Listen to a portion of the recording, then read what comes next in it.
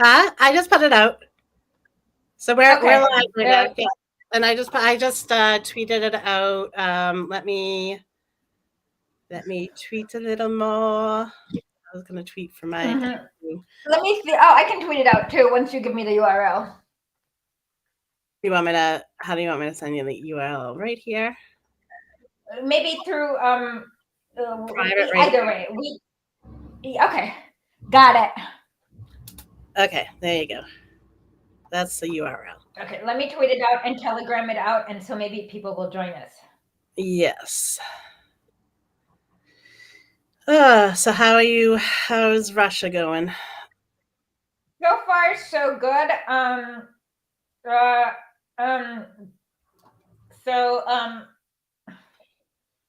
Yeah, let me tweet this out just quickly. Why is this? Yeah.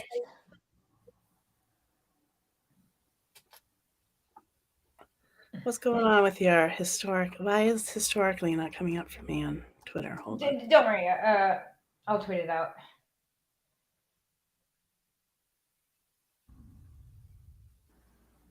Yeah, but the weird thing is that historically is not coming up. It's almost like you have a ban. There's a ban on it. Is what I'm like, a shadow ban. Oh, good. Okay. Well, I'm getting a. Just no, because usually, I mean, I follow you, and I tried to put historically, and it's not coming up as like it doesn't automatically come up as one of my options. So it was coming up with all this stuff. So it was just being a pain in the ass. All right. Okay. We have two people. Who maybe is that us or is that actual people? It's not me right now because I'm not in. Hey, YouTube. wait, Pilgrim. Okay, how are you doing? I gotta get into YouTube, but I gotta also quiet it down. Okay, we have 5 people watching. Good. Oh, good. All right, we're getting there. They're getting the message. Yeah, next week we'll schedule ahead of time and do publicity and all that. Yeah. All right. Yes. So. Yeah, I can't see the messages, so just keep an eye on them. I will keep an eye on the messages. I want to do one more thing. I want to get back into. Okay. Meanwhile, I will talk about this document. It's not really a documentary, but this other YouTuber named CoffeeZilla. I guess he does these mini documentaries. That's the best way to call them. Like he did this really weird mini documentary about 6 months ago about Andrew Tate, and he has this thing called Hustler University, where he basically admitted to like wanting to rape people and all sorts of really weird things. And I'm like, oh my God, all of this was public knowledge? I barely know who he is, and I wish I did not have to know who he is, but unfortunately I do. It's amazing to me how much these people say in their like online, either just even tweeting and stuff like that, and then they whine when they get caught. Exactly, and he brought it upon himself when I don't know what to say. He brought it upon himself to. Yeah. So Asha and I were talking a little bit on TikTok about this because what I got what irritated me the most about that whole thing is like, okay, this thing happened to Tate. Yeah, it was funny. Yeah, he freaking brought it on himself, like you said. But then quickly the conversation turns to, oh, those poor incels, like everyone's being so mean to them. And like that, like, first of all, Tate's not an incel. Even though incels like him, he's not an incel. But like, why does the conversation have to move from, all right, this sex trafficker got caught. Mm-hmm. Women are so mean to incels. Like, I don't. No. Yeah. I mean, there's a lot of misogyny, hate, and lack of and toxic individualism in the whole idea of incels, to be honest. Yeah. Well, it's like the whole thing, Like, I mean, oh yeah, maybe a girl was mean to you, but first of all, we're sitting there talking about like people are bringing up the pipeline of 12-year-olds getting into it. Yeah. And you can't talk about sexual partners for a 12-year-old. Like, Mhm. Kasparian, you can't do that because they Yeah. shouldn't be having sexual partners. I like a 12-year-old doesn't need a sexual partner. I'm sorry. Yeah. Yeah. Exactly. And then Vosh is a complete fascist right winger. I mean, I showed you. Do you have that video of him debating Luna's husband that I showed you? Like, I sent you a YouTube. Yeah, you sent it to me. I'd have to pull it up. Okay. In the meanwhile, I'll talk about this. So he debated Luna's husband, Emerson. I don't know. It's American. It's American, but it's with an E. American. American. Okay. Yeah, American. Johnson, and so he's EJ. EJ, I got it. Okay, so Yeah, there's yeah. EJ, and so EJ was trying to tell Vosh about what dialectical and historical materialism was, and how you can't really have random hypothetical thought experiments because you have to look at the historical situation beforehand. You have to look at what led to certain actions, and then like look at what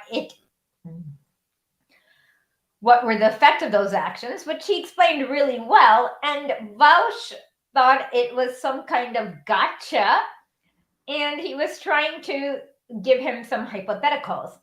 And then so he said something about, are the Nazis correct then when he said they said Jews own a lot of businesses? And this is really false. I've tweeted this before. Jews were disproportionately like oppressed. I mean, for lack of a better word, in both Weimar Germany, they were very oppressed. And that's where you got the whole Judeo-Bolshevik trope, because if you're oppressed and some guys are like, yo, let's do a revolution, you're going to be like, cool.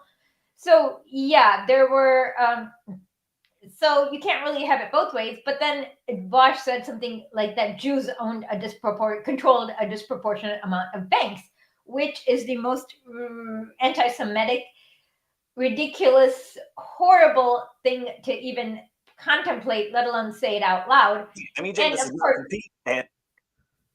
sorry. Yeah, so he is completely, and there's nothing dialectical. Everything is idealism. Everything is right-wing hegemony, where he pretends to be on the left, but then, well, I don't even know why. And he's boring on top of it. So I'm trying to wonder how much of his audience is real and how much of it is him, like, buying them. Yeah. All right, do you want me to share that clip? Please. How long is this clip? All right.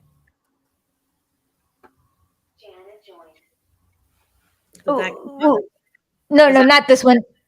Oh, no, I sent you this is the whole 1 hour debate. I sent you a Twitter clip that is. Oh, okay. All right. Hold on. 15 seconds.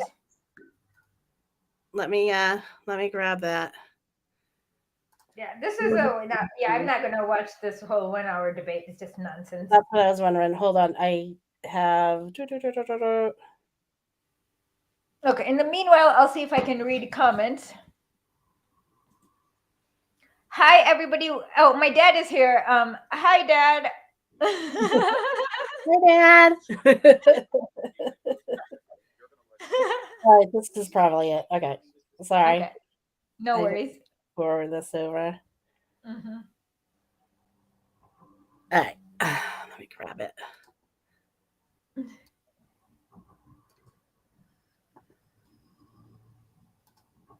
Come on. That's it. I'm going to do a commercial first. Sorry. No worries. It's just a 15-second clip I clipped for it was really just horror. I could not. I can't handle the whole hour. Yeah. Hold on. Share screen window. And in the meanwhile, Jordan Peterson, who another person I wish. Go ahead. No. Yes. Sorry. Hypotheticals aren't. No. This is Vosh again. Is when you. We want the Twitter clip. You think those mean the same thing? The Twitter clip. Yeah, I'll send you the Twitter clip. I don't think I have that. I'll send it to you again. Sorry, everyone. No We worries. weren't really preparing to talk about this, but we were just chatting to get people here first. Here. Okay, here you go. I just sent it to you via WhatsApp? WeChat. Oh, WeChat. WhatsApp, WeChat. All right. Here it is. Mm-hmm. Wait, why is it not coming up? It's okay. Okay, fine. I will figure this out. Yeah, can you just play it? No, you can't play it. Okay, Whatever. Here. Yeah. I just sent it to you once more. Oh, okay. All right. Okay. Now I got it. Okay, let's try it now. All right. It's so funny because everything opens up in Chinese when I. What? Strange. But when you send me stuff now, because you're set from where you're sending it to me, Okay. it comes to me not. It doesn't open up in my regular stuff. It opens up in like a Chinese. Oh, interesting. Yeah, that's kind of neat, but sometimes it's hard because I'm like, I don't know what button to press. I can't remember because I can't remember. Be sure to hit like, subscribe, click on the bell so you get the notification. Yeah, this is it. How can you tell? Because Jews don't actually control banks in the world. There was a disproportionate number of Jewish control of banks in Germany. Not aligned with reality. All right, I don't know. How can you tell? It's a little, but yeah. So yeah, he says a disproportion of Jews controlled banks in my. I mean, and how can he be on the left? That's ridiculous. And TYT was interviewing him, and God knows why. TYT has got it's like a YouTube show that wants to be MSNBC or something like that. I don't understand their news. I think they want to be more like they miss being like that shock jockey. So they want to be like, oh, well, we grabbed Vosh because he's like the only one that will talk about the poor incels, like on the left, which is what his message is that people don't care about men's health on the left, which is complete and opposite bullshit of what I know and what I understand. Because I know that we talk about men's health. We talk about how, and that all stems from taking care of workers, taking care of the proletariat, taking care of all this. Like everything is, built upon each other. But we talk about mental health in men all the time. And I don't feel like we are missing the boat on that. We just don't talk about the fact, the way that the incels want us to say is like, okay, we will calm down and we won't ask you to respect women. We'll just take it and you can do what you want to do because that's what they want to hear. And a lot of mental health, to be honest, in the West is based on you cannot change your environment. You have to just learn how to be happy having a sucky life, as opposed to let the proletarian come together and change the world. You see what I mean? So yeah. Sorry. I'm saying that you might be depressed because the world is screwed up. There might be nothing wrong with you, but everything wrong with the world, and you need to change the world. And it's a lot of the way mental health is approached in the West is basically the world is not changed. It's a very defeatist way of looking at the world, in my opinion. Well, it's also under both feudalism and capitalism. It was like, if you're poor, you are not a man unless you take care of, you work and you take care of things and you're supposed to do this. But then, they want to sit there and blame women, but actually capitalism moved in a way where women had to go to work too. We had to. We were doing plenty of work. Domestic work is work. We were doing plenty of work, but we had to go to work in order to make it. So, for you to sit there and base a society off of men bringing home the bacon, and then you force women to go into the workforce because they need to make money to bring home enough bacon, and then you sit there. So all these lies that capitalism tells you, it doesn't help either. And the same thing, and that wasn't fixed under feudalism. Yeah, there was the same shit happening under feudalism, because you were made to believe that you are worthless unless you can work. So I mean, and you would die if you couldn't work. And I've seen enough. I went to the Political History Museum here in Russia, and women were literally, they didn't have plows. They literally had women hooked up to plow. I kid you not. In feudal yeah, you have the Russia. picture too where they're there's a bunch of men pulling barges, boats, the uphill. boats with their necks, like Yeah. And like one little string cut, and they're gonna get. I'm sure so many died that way, like got beheaded, God knows. And exactly, like people were beasts of burden, because in Russia it was cheaper to have people own slaves than to own a cow. Yeah.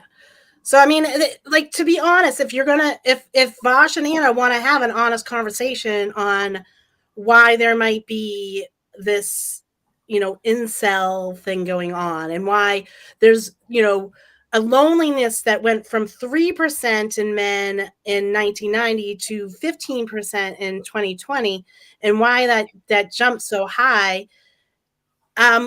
What have we been under since the 80s? Neoliberalism. And I don't, like, as I was saying, I don't like to say like technology is bad. I think technology is awesome. I was an engineer, like I went to school for engineering and stuff like that. Like I believe in technology and making betterments to humans, but we do have to also think about like making those changes. You can't just introduce the technology and then expect like all these people lose their jobs and not take care of those people. So like my husband, like my husband studied to be a printer in the late 80s, early 90s, and that just died right after he studied it. My next door neighbor spent $7,000 on classes to become a court reporter, and she didn't even have a court reporting job for a year. It was about 10 months in that the courts in Massachusetts decided to go to using technology instead of having someone there actually, taking court notes. So okay. Well, I'm glad you mentioned this. I'm going to share this in the chat if I can figure out how to get there. I think I figured it out. But Lenin wrote a piece about technology under capitalism and technology under socialism, and let's read it. A great technical achievement, Vladimir Ilyich Lenin. The world-famous British chemist William Ramsay has discovered a method of obtaining gas directly from coal seam. Ramsay is already negotiating with the colliery owner on the practical application of this method. A great modern technical problem is thus approaching solution. The revolution that will be affected by this solution will be a tremendous one. At the present time, to utilize the energy contained in it, coal is transported all over the country and burned in numerous factories and homes. Ramsay's discovery means a gigantic technical revolution in this, perhaps the most important branch of production in capitalist countries. Ramsay has discovered a method of transforming coal into gas where the coal lies without hauling it to the surface. A similar but much simpler method is sometimes used in the mining of salt. It is not brought to the surface directly but dissolved in water, the solution being pumped to the top. Ramsay's method is to transform, as it were, the coal mines into enormous distilling apparatus for the production of gas. Gas is used to drive gas engines, which can extract twice as much energy from coal as steam engines can. Gas engines, in turn, transform the energy into electricity, which modern technology can already transmit over enormous distances. Such a technical revolution would reduce the cost of electricity to 1/5 or even 1/10 of the present price.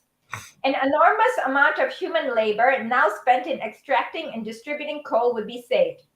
It would be possible to use even the poorest seams now not being worked. The cost of lighting and heating houses would be greatly reduced. The discovery will bring about an enormous revolution in industry. But the consequences of this revolution will have for social life as a whole under the present capital system will be quite different from those the discovery would yield under socialism. Under capitalism, the release of labor of millions of miners engaged in extracting coal will inevitably cause mass unemployment, an enormous increase in poverty, and worsening of working conditions. And the profits of the great inventions will be pocketed by the Morgans, the Rockefellers, Rubishinskis, and Morozovs. Rubishinsky and Morozov owned factories here in St. Petersburg, and their suits of lawyers, directors, professors, and other flunkies of capital. Under socialism, the application of Ramsey's method, which will release the labor of millions of miners, will make it possible immediately to shorten the workday for all from 8 hours to, say, 7 hours and even less. The electrification of all factories, railways will make working conditions more hygienic, will free millions of workers from smoke, dust, and dirt, and accelerate the transformation of dirty, repulsive workshops into clean, bright laboratories worthy of human beings. The electric lighting and heating of every home will relieve millions of domestic slaves of the need to spend 3/4 of their lives in smelly kitchens. Capitalist technology is increasingly, day by day, outgrowing the social conditions which condemn working people to wage slavery. Yep. He's Yeah. always right. So under capitalism, technology is so like if you're gonna have a discussion about this on the left, and you're not going to include capitalism as the main driver for men to turn into incels, then I don't even want to. Yeah, under capitalism, so basically, let's say that you automate the job of a printer. Under capitalism, that just means a whole bunch of new unemployed printers. But under socialism, it means that people who used to be printers can decide to be musicians or something different and have a much more fulfilling life. So you're not afraid of new technology under socialism. On TikTok, I recently, somebody got into this like dumb argument about capitalism and socialism. So then I said, this is mining under capitalism. And I showed my typical child slaves in Congo video. And then somebody was like, what about socialism has mines too? But then what I showed them is that in China, there are these mines that are completely drone operated, as in they're not like you have, it's just like how American drone operators bomb Iraqi people. But instead in China, these drone operators collect some mineral from the comfort of their office. Yeah. Like they have a joystick and they're driving these drones, and then these drones like then collect and dig under and collect crap and stuff like that. So that just shows you the difference there between capitalism and socialism. And then it comes down to also like when you're talking about that though, and if it was happening here, say we move to that, we don't have the schooling. We're not educating everybody the same. So we're not educating the young kids to, some of the poorer kids wouldn't have the skills to actually get that job to just run it this way. Do you know what I mean? Like, so then that's another thing. Like it goes into our education, because our education is all towards capitalism and, working and getting you to get the jobs that they want you to have, but they don't really, it's not equal among all schools, Of course not. So we don't even have that. So we need to be able to, like, if the technology is moving that way, we need to be educating the kids equally in the same way, so that they have the same, they can have that, opportunity to get that job. Yeah, so people are lonelier than they were 30 years ago, and people are, most of the world is worse off than they were 30 years ago, but that's because of neoliberalism and capitalism. And of course, TYT will never challenge the system that way, so it's much easier to have Vosh on than to have the conversation where you enlighten people about about how technology, the way technology affects the people is a completely political decision. You can outsource the jobs to a third world country, or you can do something new and more productive with the freed up labor. Yeah. And it would, and that would be great. Like if people didn't have to go into mines, do this manual labor. I mean, we shouldn't have to. We have the technology not to, and so we shouldn't think that like poor people should have to do this, but they also need to have a way of making money, because do you know what I'm saying? Like we can't like just take all the jobs away and then be like, you're lazy because you're not working. Exactly. You know? I mean, recently, yesterday when we had our call and we were just looking at this, in the EU, there's definitely like a core periphery problem. In countries like Spain, and yesterday we looked at Croatia, the youth unemployment rate is close to like 38 to 40%. As in 40% of the people under the age of, I guess, 30 are unemployed, even though they finished all their schooling. And that's just pure capitalism, neoliberalism. And that is one of the biggest indicators of an unhealthy economy. Yeah. I want to just show this comment. The West delivers lectures, China delivers hospitals by Credit Born. And you know what? Because of Hillary now lecturing at Columbia, where her big thing in the 90s was healthcare. Why wouldn't she just go off and try to make some hospitals in the United States? Like what, why wouldn't why, like that would actually, I'd be like, oh, okay, she's doing something good then, finally. I would be afraid it's like involves some sort of medical experimentation and graft to the now different foundation. All right, maybe not this Hillary that we have in this timeline, but maybe Hillary that was talking in the 90s and like was talking about healthcare, like moved on from that and created hospitals instead of worrying about making money at lectures that she gives. Don't they have enough money to last 100 lifetimes? What, the Clintons? Yeah. Probably. I don't know. Didn't they leave? They claim that they left the White House poor, and broke, allegedly, because which is totally, I don't believe it. But then she got like, that's like how many 5 Wall Street speeches or one, whatever. Yeah. So, I don't know. So so that was, we were trying to do a TikTok. There was somewhere echoing on my end of it, so we didn't talk too long on it. But yeah, we were just bringing that here so more people were joining here. Did you see any of this more stuff on Brazil and stuff? So it looks like there was some right-wing people who were completely aided by the federal police.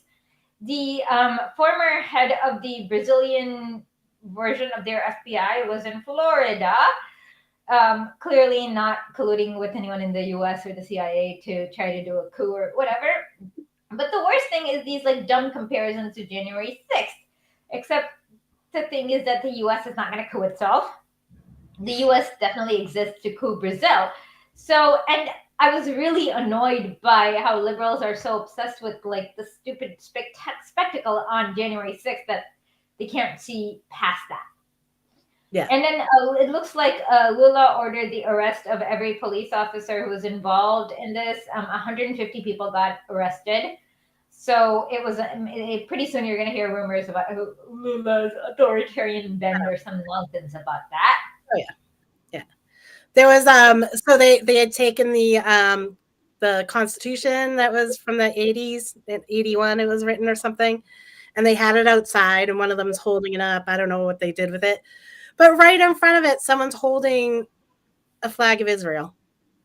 Always. I noticed, I did a thread that got made fun of in the New Republic because they misunderstood me. I showed how many American flags were used in fascist rallies around the world. And yeah, always in every fascist rally around the world, the two staples are US and Israel flag, and Ukraine, of course. Yeah.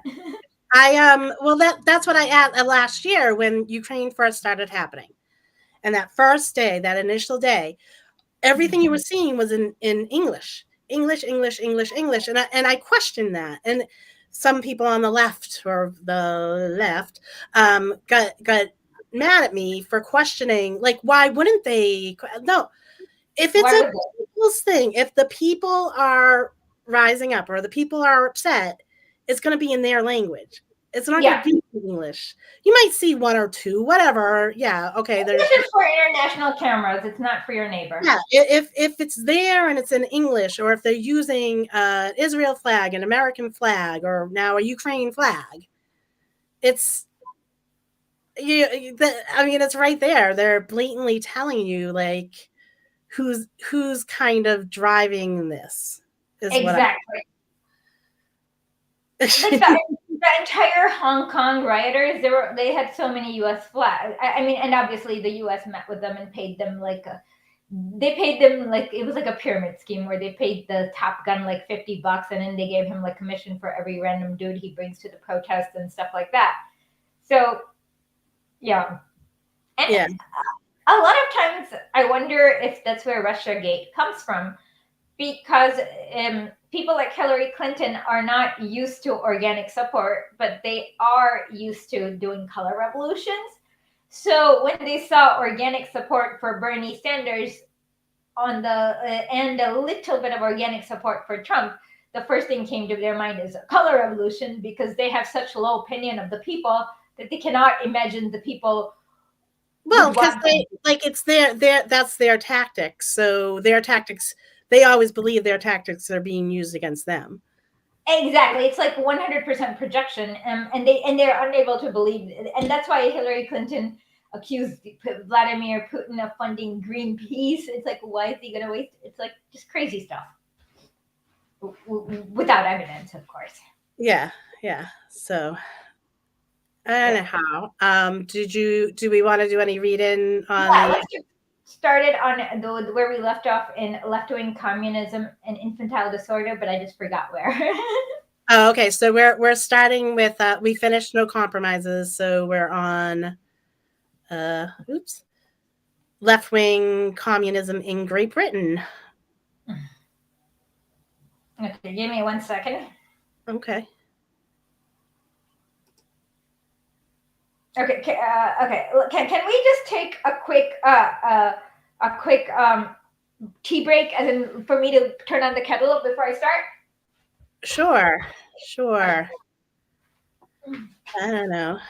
All right, let me go through some see if there's any in the comments. I'm sorry, and I'm still sick, guys, so I'm sorry if I'm coughing or sweating or any gross stuff like that, because I still feel apparently my colds are now month-long things, but anyhow, but no, I think I'm going to get tested for POTS, so I'm going to figure that out. POTS was that it's the posterior ortho tachycardia stuff. I don't know. It's Okay. It's like my if I'm resting and I stand right up, I'll get really dizzy. My heart rate, I guess, can rise, so it will rise, and then, but it's like it causes like all this stuff, like the sweatiness and that hyperventilation I was getting and stuff can be part of it. And okay. so I go and I'm going to talk to the doctor and get I'm getting a test soon. I don't think it's going to be till March though. It's looking like, but we'll figure it out. Okay, so I have it ready. Can you share it in the chat? And today, for some odd reason, Jacobin loves losers. Today they wrote an article like talking about how awesome Sylvia Pankhurst was. I'm not saying she wasn't awesome, or she was, but like I said, I don't know, like when Jacobin like shits on Lenin and then they mention how awesome all these other losers are, I'm a little suspicious. Yeah. Okay. It's just going to take me 1 second to get this over into the chat. No worries. So we are at whatever section this is. All right. I posted it under the left side chat. I'm not in as me. I'm in his left side chat. I probably should. Okay, perfect. Karl Marxstein asked what I am Indian. Okay. There is no communist party in Great Britain as yet, but there is a fresh, broad, powerful, and rapidly growing communist movement among the workers, which justifies the best hopes. There are several political parties and organizations: the British Socialist Party, the Socialist Labour Party, the South Wales Socialist Society, the Workers' Socialist Federation, which desire to form a communist party and are already negotiating amongst themselves to this end. In the issue of February 21st, 1920, Volume 6, number 48, the Workers' Dreadnought Weekly, organ of the last of the organizations mentioned, carried an article by the editor, Comrade Sylvia Pankhurst, entitled Towards a Communist Party. The article outlines the progress of negotiations between the four organizations mentioned for the formation of a united communist party on the basis of affiliation to the Third International, the recognition of the Soviet system instead of parliamentarianism, and the recognition of the dictatorship of the proletariat. It appears that one of the greatest obstacles to the immediate formation of a united communist party is presented by the disagreement on questions of participation in parliament and whether the new Communist Party should affiliate to the old trade unionist, opportunist, and social chauvinist Labour Party, which is mostly made up of trade unions, the Workers' Socialist Federation, and the Socialist Labour Party. I believe this party is opposed to affiliation to the Labour Party, but not all its members are opposed to participation in the parliament. Are opposed to taking part in the parliamentary elections and in parliament, and they are opposed to the affiliation to the Labour Party. In this, they disagree with all or with most of the members of the British Socialist Party, which they regard as the right wing of the communist parties in Great Britain. Page Can 5. I am? Oh, Yeah. okay. Page 5, Sylvia Parker's article. Okay, so like he brings up trade unions, but I just had I mean, he's talking about Pankhurst, what she's saying, but so was there what were the trade unions like in Russia, because they weren't as long industrialized as Great Britain and America. They weren't illegal. They were mostly, a lot of them were illegal. So there were a lot of these fake trade unions that Lenin called Zubachov unions, and they were literally created by the secret police, the Ahrana, and they were there to just kind of distract the workers. But because the Tsar was so oppressive, there were not many legal trade unions until really late in the game, like after World War I. Mm-hmm. And that meant that you couldn't get the Randy Weingartens and the AFL-CIAs formed because they were all to survive under illegal conditions. You can't have they're not going to tolerate the Randy Weingartens. They'll immediately remove them, right? Yeah. So Russia, in some strange way, lucked out by the Tsar's extreme crackdowns. I wanted to bring that up because that is one of the sticking points that anarchists have against Lenin, and that those trade unions that they had, and like Kropotkin was like, okay, why did you get rid of the trade unions? You know, Lenin. But I understand. I just want you to know that I know exactly why. I've done this on TikTok, so let me explain why he had to get rid of the trade unions. I wrote an article, actually Ben Norton wrote an article for Historically. It's called Beware of the Respectable Left, where we talk about Solidarność, which was this fake fascist trade union, which was used to dismantle the communist governments in Poland, Hungary, Czechoslovakia, and and all these other places. And so when you have a dictatorship of the proletariat, it means that the workers control the state, the workers control the army, the nuclear weapons, the navy, the everything. So when workers control everything, you don't need a separate trade union body to represent you unless you are an imperialist who wants to overthrow the system. So China has cracked down on some trade unions precisely for that, because there was this fake Xinjiang garment workers union that was funded by the NED. And what they would do is they would pretend to do strikes and had management lockouts. Kind of, Venezuela has done that too.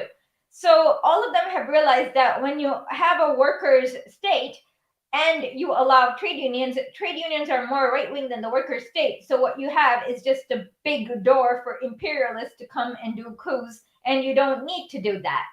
And a lot of anarchists just don't believe that you can have a dictatorship of the proletariat. So they believe in the anti-Semitic conspiracy theory that the Bolsheviks are seriously controlled by 17 Jews and not that they were a complete workers' state. And another thing is that I was looking at these various protests. There was a Chinese factory in Kazakhstan where they protested, and immediately the Chinese factory responded by increasing the worker pay by 50%. When workers in Kazakhstan, there was these oil workers that striked against a U.S. factory. That's what they were shot, literally shot down, and 11 were killed. So you just have to look at, it's the belief that it is not, that one cannot have a dictatorship of it. That's where their belief stems from. Yeah. So I mean, yeah. So it's so nuanced because we have to think of, like, I posted a TikTok of Fannie Lou Hamer actually talking at the courts about what happened to her when she went to go try to vote. And when I posted this TikTok, a lot of liberals are like, this is why it's important to vote. And I'm like, no, that is not the point of the video. That is not the point of the video. She had to fight for her right to vote just to have that equality. She's not saying that voting is, going to help her out of her stuff. Obviously it wasn't, you know what I mean? So it's the same thing. Like, we can support union, like you can be kind of pro-union in America right now, but you have to understand, if it did come down to, a revolution, we would have to overturn those unions, like, because those unions are capitalists. Like, they're all run by capitalists. They're all run by them. So those unions are no longer good. Exactly. And so what would happen is then you would just have the workers creating their own unions and doing that. Workers don't need to create their own unions because their voices are heard through the workers. It'd basically be one big union, you know what I mean? Like, it would be the one big union because everyone would be working towards their own means, you know what I mean? The workers would have the Soviets, and the government would act like China, for example. After the protests with COVID, they listened to them, and boom, immediately they changed the policy. Even Iran did that. After these fake NED protests, they immediately disbanded the dress code police, right? Yeah. And you bringing up the word Soviets here is important to this piece too, because when they're using the word Soviet here to mean council, because Hurst is using it, and she uses it to mean what the word means in Russia. Just so you guys understand that. Yeah, in Russian, pasavietuet means to advise or to counsel. So, and yeah. A lot of capitalist propaganda is just based on a lot of social chauvinism, in my opinion, where you just assume conditions are everywhere the same. Yes, exactly. Thus, the main division is the same as in Germany, notwithstanding the enormous difference in the forms in which the disagreement manifests themselves. In Germany, the form is far closer to the Russian than it is in Great Britain. And in the number of other things, let us examine the arguments of the left. On the question of participation in Parliament, Comrade Sylvia Pankhurst refers to an article in the same issue by Comrade Gallacher, who writes in the name of Scottish Workers' Council in Glasgow. The above council, he writes, is definitely anti-parliamentarian and has behind it the left wing of various political bodies. We represent the revolutionary movement in Scotland, striving continually to build up a revolutionary organization within the industries, in various branches of production, and a communist party based on social committees throughout the country. For a considerable time, we have been sparring with the official parliamentarians. We have not considered it necessary to declare open warfare on them, and they are afraid to open an attack on us. But the state of affairs cannot long continue. We are winning all along the line. The rank and file of the ILP in Scotland is becoming more and more disgusted with the thought of Parliament and the Soviets. The Russian word transliterated into English is used, or workers' councils are being supported by almost every branch. This is very serious, of course, for the gentlemen who look to politics for a profession, and they are using any and every means to persuade members to come back into the parliamentary fold. Revolutionary comrades must not, all italics are the authors, give any support to this gang. Our fight here is going to be a difficult one. One of the worst features of it will be the treachery of those whose personal ambition is a more impelling force than their regard for the revolution. Any support given to the parliamentarianism is simply assisting to put into power the hands of our British Schneidemans and the Noskias. Henderson's, Kleins, and co. are hopelessly reactionary. The official international ILP, International Labor something, is more and more coming under the control of middle-class liberals who have found in their spiritual home in the camp of Messrs. MacDonald, Snowden, and company. The official ILP is bitterly hostile to the Third International. The rank and file is for it. Any support to the parliamentary opportunists is simply playing into the hands of the former. The BSP doesn't count at all.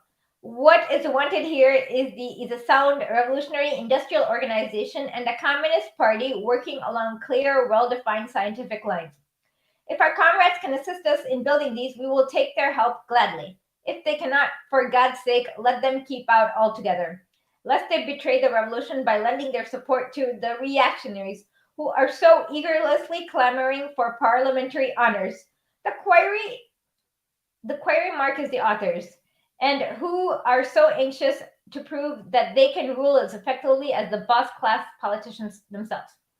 Okay, so first of all the names that they were talking about were labor leaders of the Labor Party in Britain. There's also something that they'll go into like talking about two-party in Britain, and which confused me for a second, but it's two-party because it is Labor or conservative. Like you literally you can have 20 parties that are all Labor parties. Or they're coalition, but he's like making fun of the liberal Labor coalition. Yeah.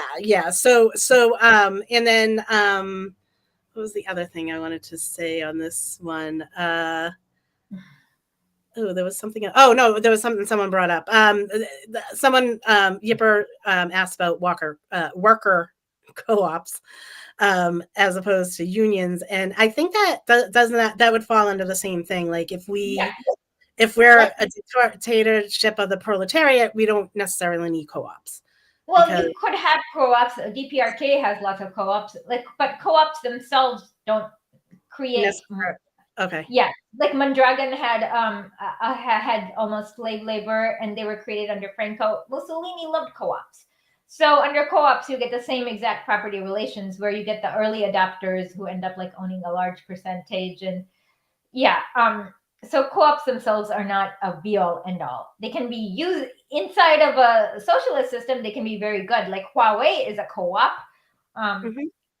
So yeah, I guess co-ops are a method of organization that is very based on what kind of government you have. Yeah.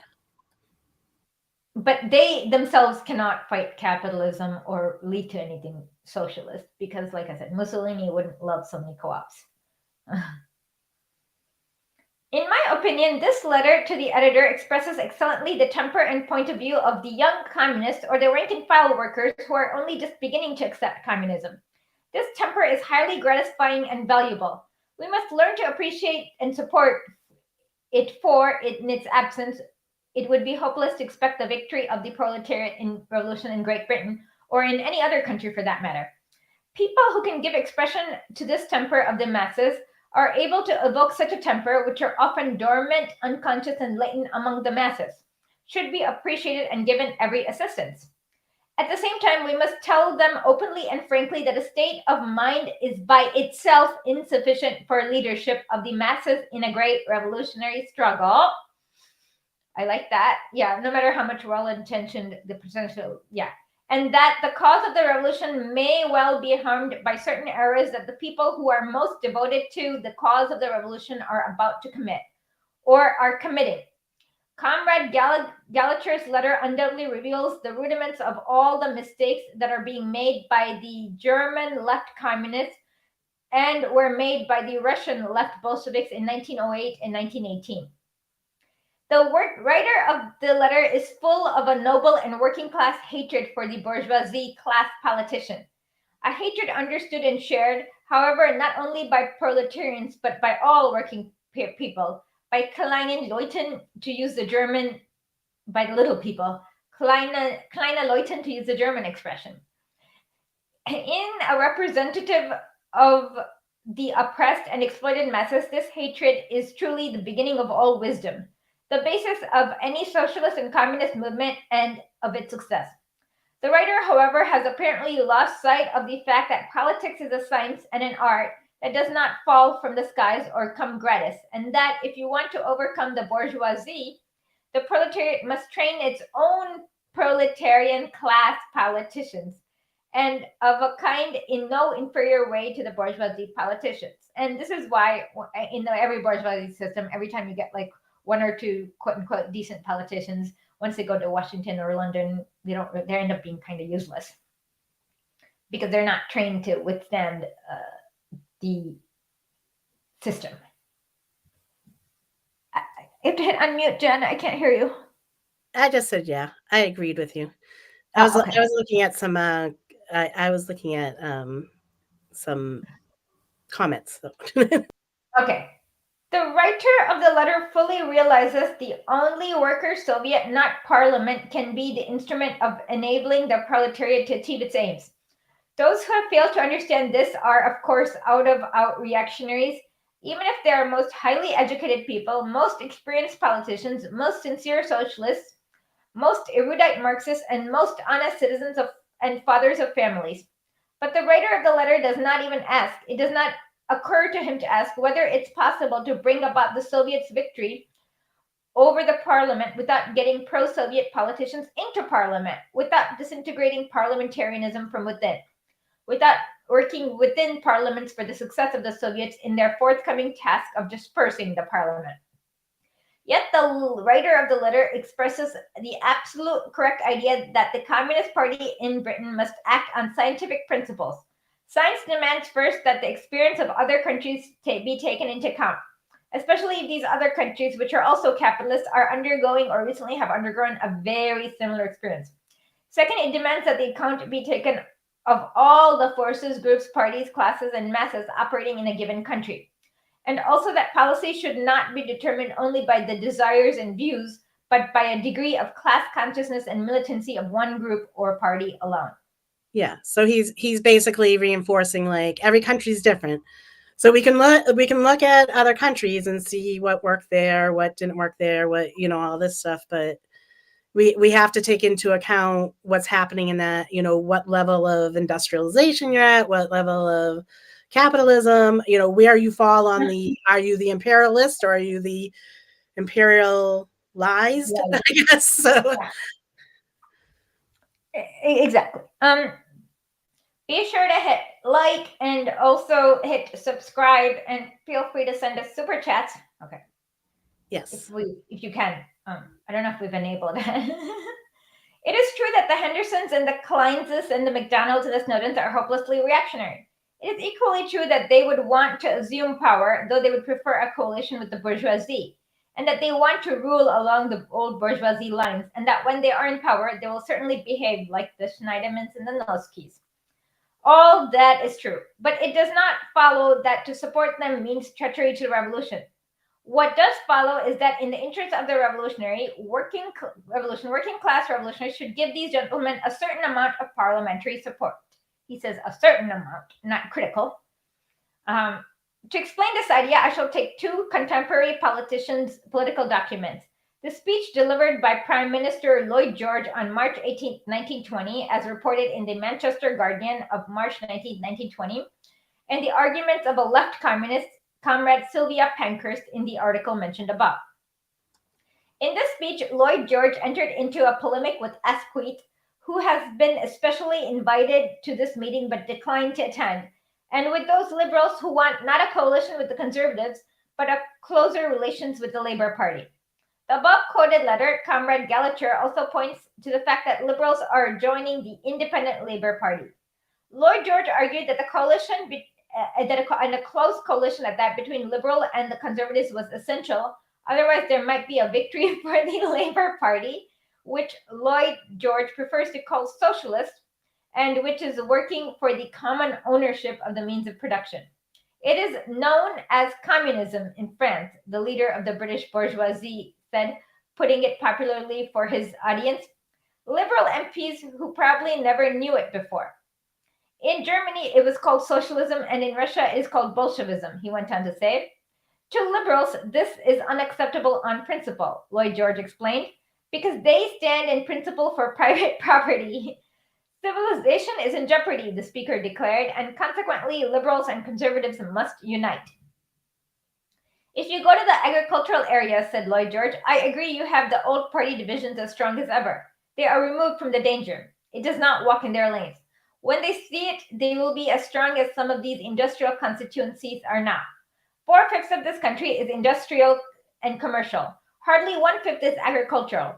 It is one of the things I have constantly in my mind when I think of the dangers of the future here. In France, the population is agricultural, and you have a solid body of opinion which does not move very rapidly, and which is not very easily excited by revolutionary movements. That is not the case here. This country is more top-heavy than any other country in the world. If it begins to rock, the crash here for that reason will be greater than in any land. From this, the leader will see that the Mr. Lloyd George is not only a very intelligent man, but one who has learned a great deal from the Marxists. We too have learned something from Lloyd George. Of interest is the following episode, which occurred in the course of the discussion after Lloyd George's speech. Mr. Wallace, MP, I should ask what the Prime Minister considers the effect might be in the industrial constituencies upon the industrial workers, so many of whom are liberals at the present time, and from whom we get so much support. Would not a possible result to be cause an immediate overwhelming accession to the strength to the Labour Party from men who are present at our cordial supporters? Prime Minister, I take a totally different view.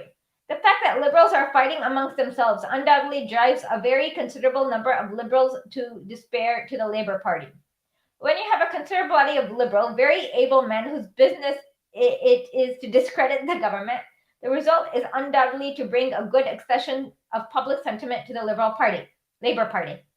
It does not go to the liberals who are outside, it goes to the Labour Party, and the by-elections show that. It may be said in passing that this argument shows how muddled even the most intelligent members of the bourgeoisie have become, and how they cannot help committing irreparable blunders. That, in fact, is what will bring about the downfall of the bourgeoisie. Our people may commit blunders, provided, of course, they are not too serious and are rectified in time, and yet in the long run will prove victors. The second political document is the following argument advanced by Comrade Sylvia Pankhurst, a left communist. Comrade Inchpin, the General Secretary of the British Socialist Party, refers to the Labour Party as the main body of the working class movement. Another comrade of the British Socialist Party at the Third International just put the British Socialist Party position more strongly. He said, we regard the Labour Party as the organized working class. We do not take this view of the Labour Party. The Labour Party is very large numerically through its membership, is to a great extent quiescent and apathetic, consisting of men and women who have joined the trade unions because their workmates are trade unionists, and to share friendly benefits.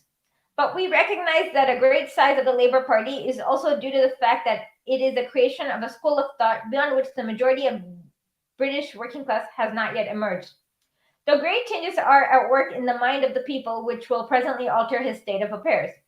The British Labour Party, like socialist patriotic organizations of other countries, will, in the natural development of society, inevitably come to power. It is for the communists to build up the forces that will overthrow the social patriots. And in this country, we must not delay or falter in the work. We must not dissipate our energy in adding to the strength of the Labour Party. To the rise of the political power is inevitable. we must concentrate on making a communist movement that will vanquish it. The Labour Party will soon be forming a government. The revolutionary opposition must make ready to attack it. Thus, the liberal bourgeoisie are abandoning the historical system of two parties of exploiters, which have been hallowed by centuries of experience and are extremely advantageous to exploiters, and are considering it necessary for the two parties to join forces against the Labour Party. A number of liberals are deserting to the Labour Party like rats from a sinking ship. The left communists believe that the transfer of power to the Labour Party is inevitable and admit that it now has the backing of most workers. From this, they draw the strange conclusion which Sylvia Pankhurst formulates as follows.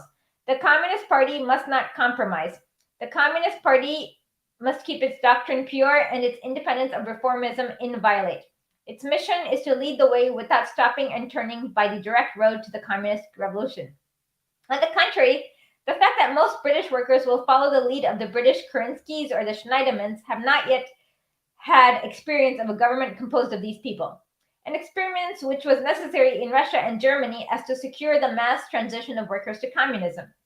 Undoubtedly indicates that the British communists should participate in parliamentary action, that they should, from within the parliament, help the masses of the workers see results of the Henderson and Snowden governments in practice, and that they should help the Hendersons and Snowdens defeat the united forces of Lloyd George and Churchill. To act otherwise would mean hampering the cause of the revolution, since the revolution is impossible without a change in the views of the majority of the working class. A change brought about by the political experience of the masses, never by propaganda alone. That's very important. To lead the way without compromises, without turning, this slogan is obviously wrong if it comes from a patently impotent minority of the workers who now, or all, at all events, should know that given a Henderson and Snowden victory over Lloyd George and Churchill, the majority will soon become disappointed in their leaders and will begin to support communism, or at all events will adopt an attitude of neutrality and in the main of sympathetic neutrality towards communism. It is as though 10,000 soldiers were to hurl themselves in a battle against an enemy's force against 50,000, when it would be proper to halt and take evasive actions, or even effect a compromise so as to gain time until the arrival of 100,000 reinforcements that are on their way but cannot go into action immediately. That is intellectualist childishness and not the serious tactics of revolutionary class. The fundamental law of revolutions, which has been confirmed by all revolutions, especially by the three Russian revolutions in the 20th century. The three are the 1905, 1917 February, and 1917 October. For a revolution to take place, it is not enough for the exploited and oppressed mass to realize the impossibility of living in the old ways and demand changes. For revolution to take place, it is essential that the exploiters should not be able to live or rule in the old way. I think this is the most important part. It is only when the lower classes do not want to live in the old way and the upper classes cannot carry on in the old way that the revolution can triumph. This truth can be expressed. Yeah. I highlighted that part because it's like it is very important, and it's very important for Americans to actually understand that right now, because it kind of fits in. Like we did this whole thing with Bernie. Oh, the revolution. We're not in a revolution. We haven't even begun a revolution. Yeah, you know what I mean? Like Americans haven't even threatened, even been the ruling class doesn't even fear a single worker. You know what I mean? No, we're not. I mean, it's we don't have. We're not using our. We have the power. We're just not using it right now. I don't think American workers have. I don't know. Well, I mean, we have the power of the masses. When they're talking about, okay, you have 10,000 troops. We definitely have the numbers. Of the lower classes who do not want to live this way. Yes, we have that. Yes. But but the upper class doesn't care because it's not a democracy, to be honest. They really don't care about your opinion. They don't care what you think. Yeah. So they'll just mow you down or whatever needed. It follows that for a revolution to take place, it is essential, first, that a majority of the workers, or at least a majority of the class-conscious, thinking and politically active workers, should fully realize that revolution is necessary, and that they should prepare to die for it. Second, the ruling class should be going through governmental crisis, which draws even the most backward masses into politics. Symptomatic of any genuine revolution is a rapid tenfold and hundredfold increase in the size of the working class and oppressed masses, hitherto apathetic, or capable of waging the political struggle. Weakens the government and makes it possible for the revolutionaries to rapidly overthrow it. Incidentally, as can be seen from Lloyd George's speech, both conditions for a successful proletarian revolution are clearly maturing in Great Britain. The errors of the left communists are particularly dangerous at present because certain revolutionaries are not displaying a sufficiently thoughtful, sufficiently attentive, sufficiently intelligent, and sufficiently shrewd attitude towards each of these conditions. If we are the party of the revolutionary class and not a mere revolutionary group, and if we want the masses to follow us, and unless we achieve that, we must risk the remaining mere windbags. We must first help the Hendersons or Snowdens beat the Lloyd George and Churchill, or rather compel the former to beat the latter, because the former are afraid of their victory. Second, we must help the majority of the working class to be convinced by their own experience that we are right, that the Hendersons and Snowdens are absolutely good for nothing, that they are petty bourgeoisie and treacherous by nature, and that their bankruptcy is inevitable. Third, we must bring near the moment when, on the basis of the disappointment of most of the workers in the Hendersons, it is possible with serious chances of success to overthrow the government of the Hendersons at once. Because if the most astute and solid Lloyd George, that is big, not petty bourgeoisie, is displaying consternation and is more and more weakening himself and the bourgeoisie as a whole by his friction with Churchill today and Asquith tomorrow, how much greater will be the consternation of a Henderson government? I will put it more concretely. In my opinion, the British communists should unite all four parties and groups, all very weak and some of them very weak, into a single communist party on the basis of the principles of the Third International and of an obligatory participation in Parliament. The Communist Party should propose the following compromise election agreement to the Hendersons and Snowden. Let us jointly fight against the alliance between the Lloyd Georges and the Conservatives. Let us share parliamentary seats in proportion to the number of worker votes polled for the Labour Party and the Communist Party, not in elections but in a special ballot. Let us retain complete freedom of agitation and propaganda and political activity. Of course, without this latter condition, we cannot agree to a bloc, for that would be treachery. The British communists must demand and get complete freedom to expose the Hendersons and the Snowdens in the same way for 15 years, 1903 to 1917, the Russian Bolsheviks demanded and got it in respect of the Russian Hendersons and Snowdens, i.e. the Mensheviks. If the Hendersons... So on that one there, okay, so on that there. So what would you, all right, so we pushed from 2016, I mean, some of us have pushed longer, but from 2016, we did a serious push, like especially for 2018, trying to get people in there, in the Democrats. And we pushed for that, and then they flipped. Like, I mean, not that they flipped, they were probably already there. Like, they became themselves. Yeah. Like this isn't really something, I mean, we've shown that we can't really do that. Like, we can't really take over the party. Yeah. In America. So like we can't really do that part of it, but like at least we can do the exposing part. Yes.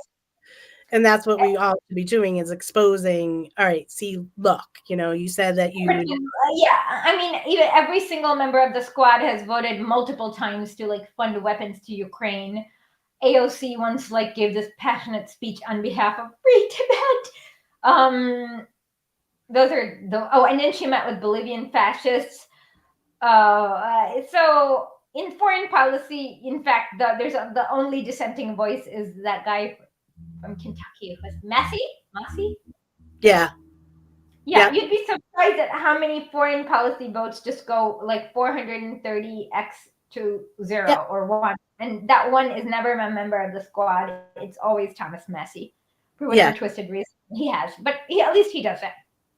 Yeah, so, I mean, we've talked about like certain, like there's even Republicans that will, that are, more libertarian, and they vote against, any, our funding wars and stuff like that. So it doesn't necessarily mean that, that we should be supporting that person fully, but like we wanted the people that we voted in, we wanted them to be doing those votes. We wanted them to actually represent the left, and they're not. So now all we can do is expose them. So I remember one interview, I think it was in 2018, where somebody asked AOA, by socialism, do you see it like Cuba, USSR, and Venezuela? She had that opportunity to say, fuck yeah, because I want to cure illiteracy, eradicate smallpox, go to the moon, after having I want to transform a country of illiterate peasants and cure illiteracy, eradicate smallpox, defeat the Nazis. It meant the lung cancer. She did nothing of that. She was like, I want to be like fascist Norway. And Norway, it was just one of the most disappointing things ever, because these are not like the positions the CNN hosts are not that educated. Like, it's just based on listening to a whole bunch of fascists cry about how much they were oppressed. And so she was even lacking that much political knowledge to know that Cuba had to know all the accomplishments of socialists were. I mean, she's not even Juan Guaido recognized that AOC was not socialist. She was more like a mild social democrat. Yeah. But it's like that, that they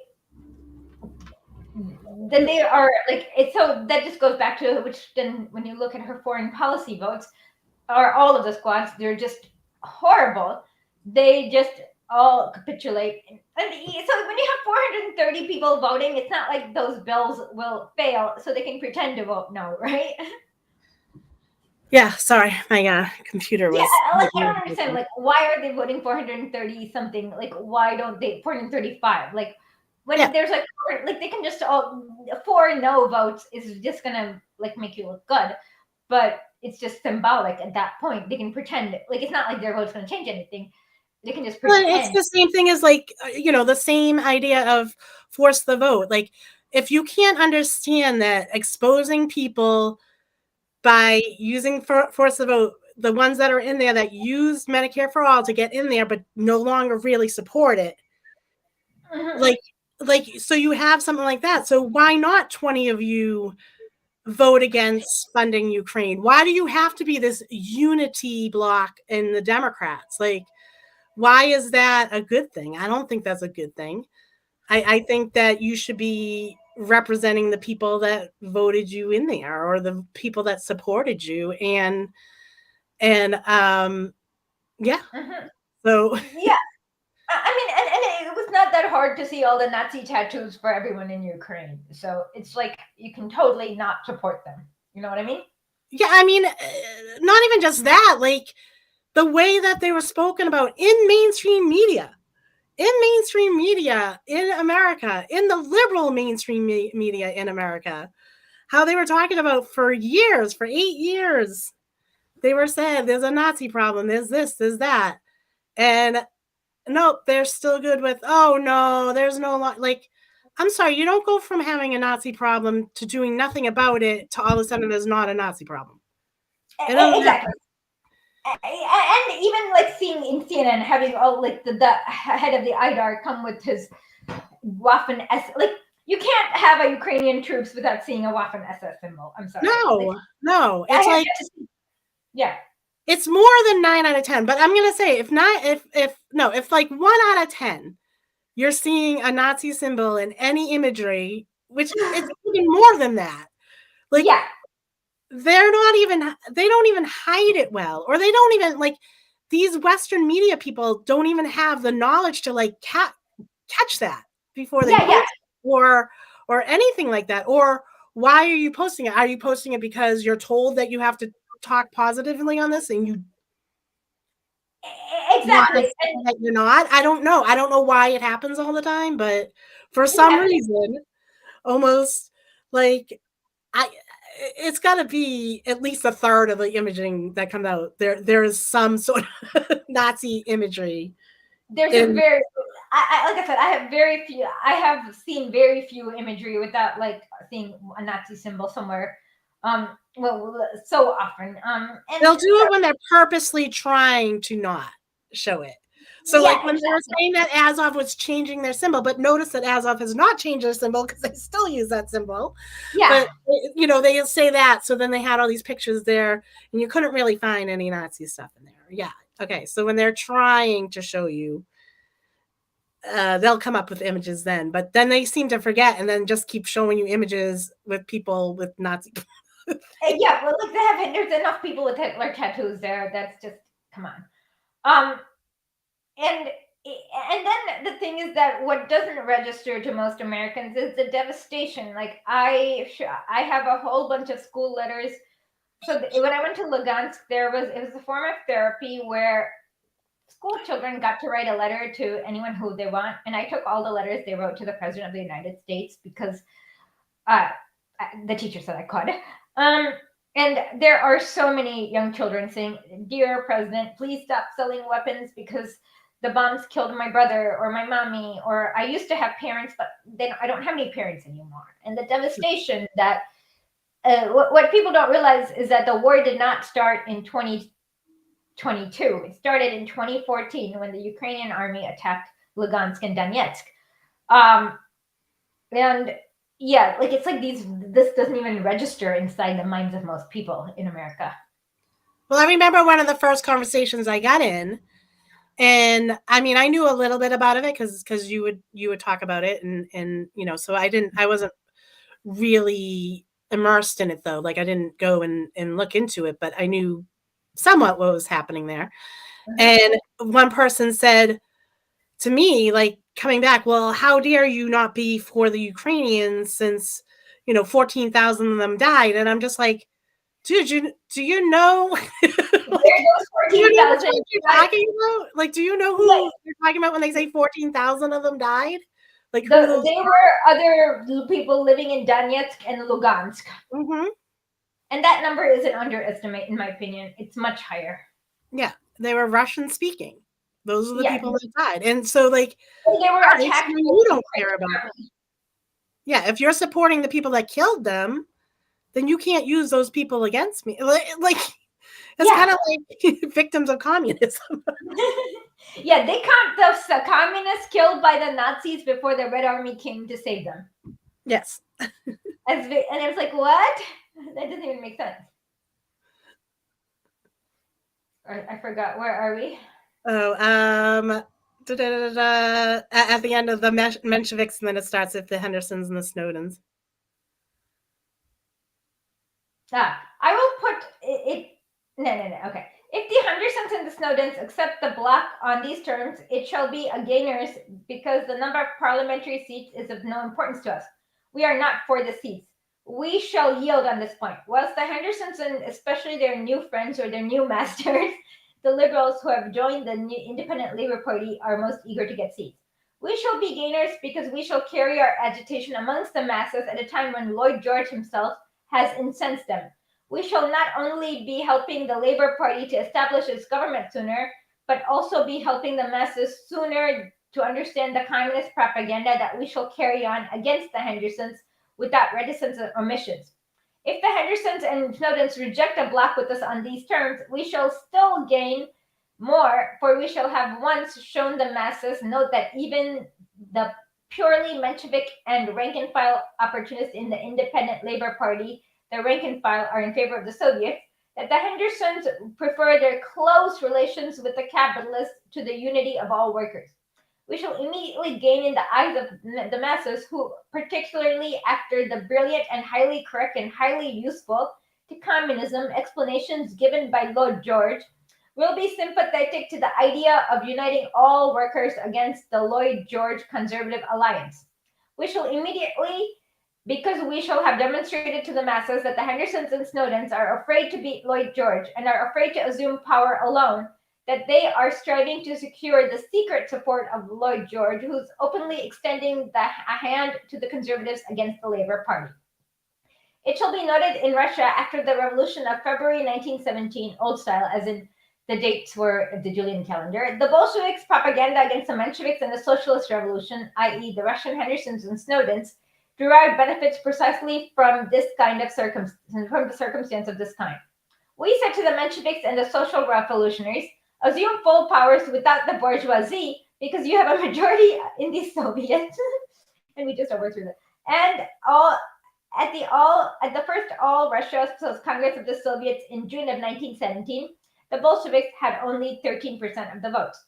But the Hendersons and Snowdens were afraid to assume power without the bourgeoisie, and when the bourgeoisie held up the elections to the Constituent Assembly, knowing fully well that the elections would give majority to the socialist revolutionaries and the Mensheviks, who formed a close bloc and only in fact represented only petty bourgeoisie democracy, the revolutionaries and the Mensheviks were unable energetically and consistently oppose those delays. If the Hendersons and Snowdens reject a bloc with the communists, the latter will immediately gain by winning the sympathy of the masses and discrediting the Hendersons and the Snowdens. If, as a result, we do lose a few parliamentary seats, it is a matter of no significance to us. We would put up our candidates in a few but absolutely safe constituencies, namely constituency where our candidature would not give any seats to liberals at the expense of the Labour candidate. We would take part in the election campaign, distribute leaflets agitating for communism, and in all constituencies where we have no candidates, we would urge the electors to vote for the Labour candidate against the bourgeoisie candidate. Comrades Sylvia Pankhurst and Gallagher are mistaken in thinking that this is a betrayal of communism or a renunciation of the struggle against the socialist traitors. On the contrary, the cause of the communist revolution would undoubtedly gain thereby. At present, British communists often find it hard to even approach the masses, to even get a hearing from them. If I come out as a communist and call them to vote for Henderson and against Lloyd George, they will certainly give me a hearing. I shall be able to explain in a popular manner not only why the Soviets are better than a parliament and why the dictatorship of proletariat is better than the dictatorship of Churchill, disguised with the signboard of bourgeoisie democracy, but also that with my vote, I want to support Henderson's in the same way as the rope would support a hanged man. That the impending establishment of a government of the Hendersons will prove that I am right, will bring the masses over to my side, and will hasten the political death of the Hendersons and the Snowdens, just as was the case of their kindred spirit in Germany and Russia. If the objection is raised that these tactics are too subtle or too complex for the masses to understand, that these tactics will split and scatter our forces, prevent us from concentrating on the Soviet revolutions, I will reply to the left objectors. Don't ascribe your doctrinarism to the masses. The masses in Russia are no doubt no better educated than the masses in Britain. If anything, they are less so. Yet the masses understood the Bolsheviks, and the fact, even in September of 1917, on the eve of the Soviet Revolution, the Bolsheviks put up their candidates for a bourgeoisie parliament at the Constituent Assembly. On that day after the Soviet Revolution, in November 1917, took part in the election to this Constituent Assembly, which got rid of on January 5th, 1918. This did not hamper the Bolsheviks, but on the contrary, helped them. I cannot deal with the second point of disagreement with the British communists, to question the affiliation or non-affiliation to the Labour Party. I have too little material at my disposal on this question, which is highly complex because of the unique character of the British Labour Party, whose very structure is so unlike that of political parties usual in the European continent. However, it is beyond doubt, however, first that in this question too, those who try to deduce their tactics of the revolutionary proletariat from principles such as the Communist Party must keep its doctrine pure and its independence of reformism inviolate. Its mission is to lead the way without stopping or turning, and by the direct road, the communist revolution will inevitably fall into such error. Such principles are merely a repetition of the mistake made by the French Blankist communards, who in 1874 repudiated all compromises and intermediary stages. Second is always beyond doubt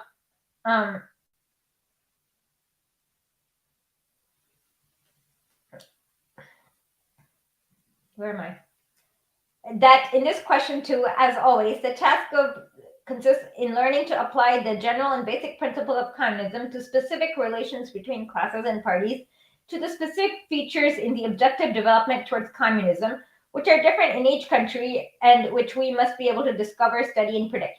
This, however, should be discussed not in connection with the British communism alone, but in connection with the general conclusions concerning the development of communism in all capitalist countries. We shall now proceed to deal with this subject. Yes. So, yeah, basically, so I mean, he's kind of saying there, like, the whole vote for lesser evil. Not really, no. He's saying that vote for, well, people are under the illusion that they are lesser evil. We'll put them in power to show that they're not lesser evil, so that the masses can be erased of their illusion that they are, in fact, lesser evil, and that you don't need more concrete steps, is what he's saying, in my opinion. Okay. Yeah. So, I mean, yeah, I mean, it's, you know, he's looking at Great Britain and the Labour Party, what they're going on there, and then the communists saying, well, Pankhurst is saying, like, basically don't vote for Henderson, right? No, not vote. More than that, the most important thing is agitation, distribute. It's the canvassing part. So it's that way, so you can meet more workers, with more connection. Like that vote, he doesn't even care, because he doesn't even, like he said, the So number is you can go out in support of a local candidate and knock on doors and be like, yeah. Hey, you know what? Like, And they also steal their lists, of course, when they give you their canvassing list and copy it down. So you have that data? Yeah. So also I was thinking, like, during this too, is like, why don't we have like a polling, like a communist polling or something? Like, why aren't we making that polling stuff? Like, what in America? Like, why aren't we on our side doing it? It's too expensive. Yeah. I could sit here all day and just call people. If someone has a question they want me to ask, I'll just call random numbers. Yeah, but how do you get the right sample size? Because Pew Research costs like tens of millions of dollars, something like Pew Research or whatever, the polling companies. Yeah. And Ingalls even figured that out. So he said, like, use elections as like a pretty decent poll. Yeah. So, okay. So you can actually, we should be using our either local or federal elections as ways of talking to other people. And I think, like, I talk to a lot of people in the Appalachia, and that's exactly what they do. Like, they'll go and support a local, even if it's very highly liberal local politician, just so that they can go out and knock on those doors and actually talk to the people that aren't getting talked to. So they end up voting Republican because that's what they know. And mostly, like when you go canvassing, you don't even have to convince them, like, hey, you should vote for Joe. No, you can just be like, hey, how are you doing? Want some coffee? And just grab their contact details and make a relationship with them for future purposes. Yeah. So, yeah, I mean, it's not like, that's not a bad idea. So it's not in support of these horrible candidates. It's actually utilizing them to get our ends, you know? Exactly. So that's how you should be viewing it. So. Yeah, and of course, there's nothing that says you have to just go canvass with the Democratic Party. Like, it doesn't, like, you make sure you get the list for everyone. Yeah. No, definitely. I mean, because you do. I mean, there's people that, like I said, they, especially in, like, you take a place like the Appalachia, that there's people that just, they don't know why they vote. I mean, I had a neighbor who voted for whoever her father told her to vote for, because she didn't want to think about it. Do you know what I'm saying? Like, yeah, I mean, and it doesn't even matter in imperialist countries, because you have, Lenin says, you have two bourgeoisie choices. Yeah. Okay. Yeah. Okay. Several conclusions. Do we I'm want a to little tired for several conclusions. I think we did another little small piece, and this is kind of a larger. This summarizes the end of the piece, so we can finish that up next week. Yeah, and then we'll do a smaller piece after that too.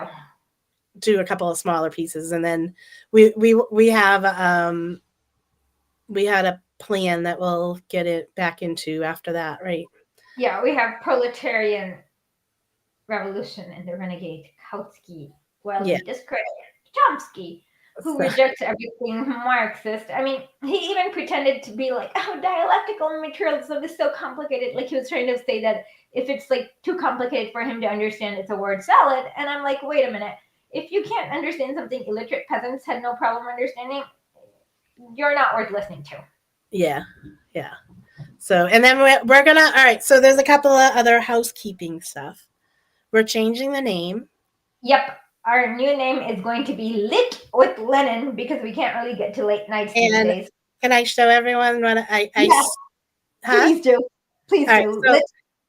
Right, so it's going to take me 1 second because I have to find where I put it. And then we'll have to change our theme song.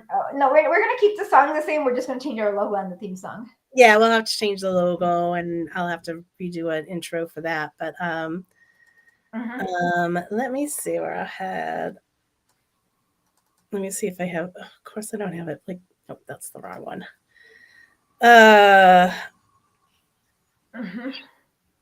Sorry, let me. What's the weather here? I'm trying to figure out. I forgot. It's really cold here for some reason. It's cold. Yeah, yesterday it was negative 13 degrees Celsius. Oh, here it is. Sorry. Now I found where I put it. I just didn't know where I didn't realize I made a new folder for it. All right, so let me just. Right now it's negative 9 degrees. Tomorrow it'll be negative 3 to negative 10, and Wednesday it'll be warm to just negative 2 degrees. All right, so this was. I like all of them. I can't now decide which one I like the most. And basically I stole this from the, what was it, the youth the Lenin youth, right? Yeah. So I like the flame and stuff. I kind of stole it from them, but the pioneers. The pioneers, that's who it was. Yeah. So the young pioneers. So I figure they've been defunct for 30 years now. So the Communist Party of the U.S. still has a youth wing, but they don't call themselves the pioneers anymore. Yeah, no, and they don't use that symbol. So okay. So I figured I could co-opt it for now. I don't know.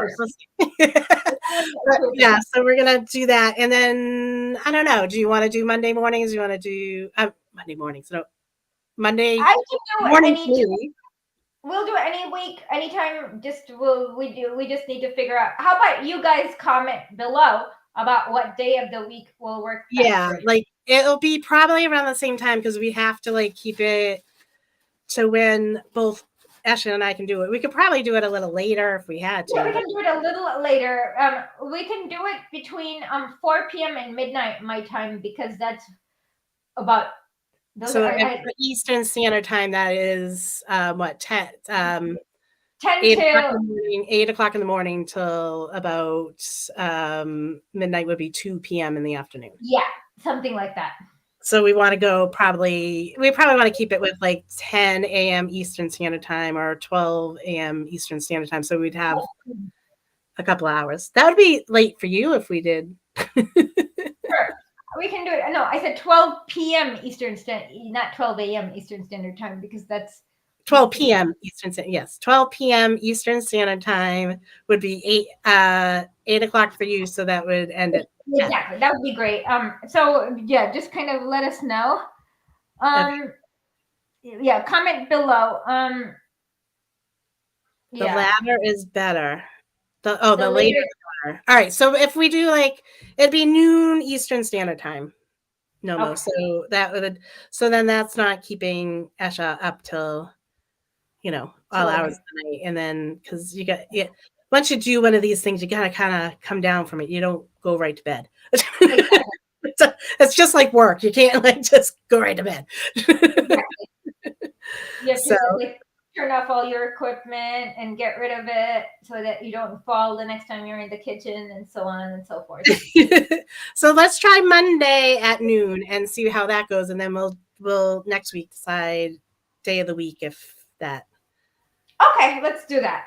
All right, so it's noon Eastern Standard Time next Monday, Mhm. and then which is 8 p.m. for Esha. Yep. And we're going to do it Monday, and then we can, as a group, decide if Mondays work or if we like another day in the week. Exactly. And with that, we'll say Smrti fascismo svoboda narodu. And you're not going to remember that you're going to have to hit the stop. Bye, everyone. But, well, I've been trying to sleep more. Yes. Hopefully, it's been hard, but I will try.